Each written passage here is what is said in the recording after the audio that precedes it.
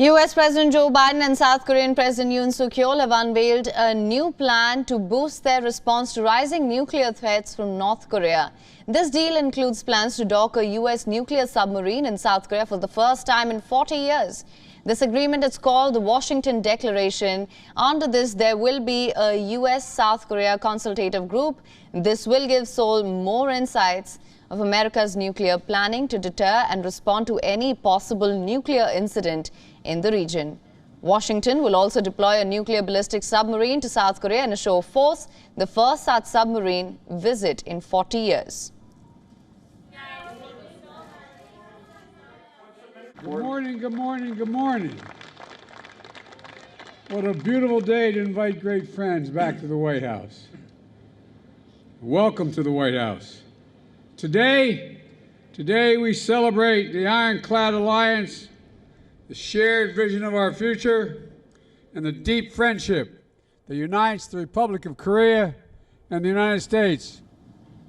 Biden further warned that North Korean leader Kim Jong-un's regime would be finished if he were to launch a nuclear attack on the United States or its allies. Of Korea, followed by the national anthem of the United States.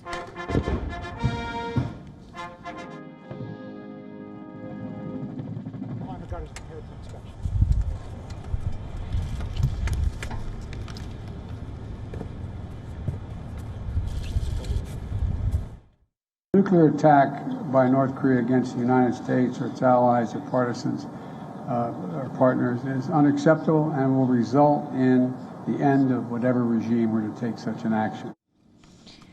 South Korean President Yoon Suk Yeol, who is on a 6-day visit to the United States of America, said that peace with North Korea would come through strength and vowed that any response to a nuclear attack would include U.S. atomic weapons.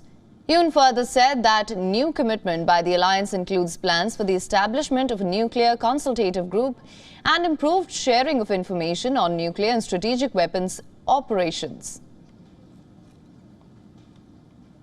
한미 양국의 이번에 워싱턴 선언에서 구체화되어 있는 확장 억제의 강화와 그 실행 방안은 과거와는 다른 것입니다. 먼저 이를 논의하고 실행하는 NCG라고 하는 핵 협의 그룹을 출범을 시키고 실시간 정례적으로 정기적으로 논의를 하면서 양국의 핵 자산에 관한 정보의 공유, 또 여러 가지 상황에 대한 정보 공유, 그리고 그 대응 방안에 관한 공동 기획과 또 관련된 훈련과 연습에 관한 이런 공동의 이 실행, 이런 것들을 조금 더 강화하고 구체화해서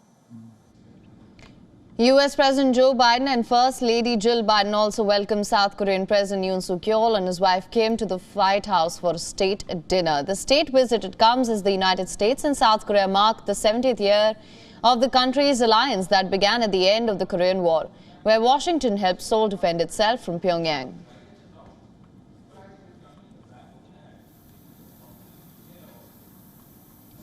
For more on this, our correspondent Susan Tehrani has sent us this report from New York. Listen in. U.S. President Joe Biden hosted his second state visit, welcoming his South Korean counterpart to the White House. Three main issues were on the agenda: Ukraine, trade regarding semiconductors, and EVs. But the centerpiece of this visit was that nuclear agreement, which is significant on two fronts. First of all, it reassures the South Korean population, who in recent polls have expressed the desire to have their own nuclear weapons in light of threats from the North. But it also reverses America's commitment to reduce nuclear weapons in America's defense strategy, a commitment largely put forth by former President Barack Obama and followed through by President Donald Trump as well. The U.S. has been trying to strengthen its ties with Asian allies in light of threats from China. President Biden himself visited South Korea and Japan last year, this being the second time that he's hosting a counterpart. The first time was back in December, where he hosted French President Emmanuel Macron. Susan Tehrani reporting from New York for WION World is One. WION is now available in your country. Download the app now. Get all the news on the move.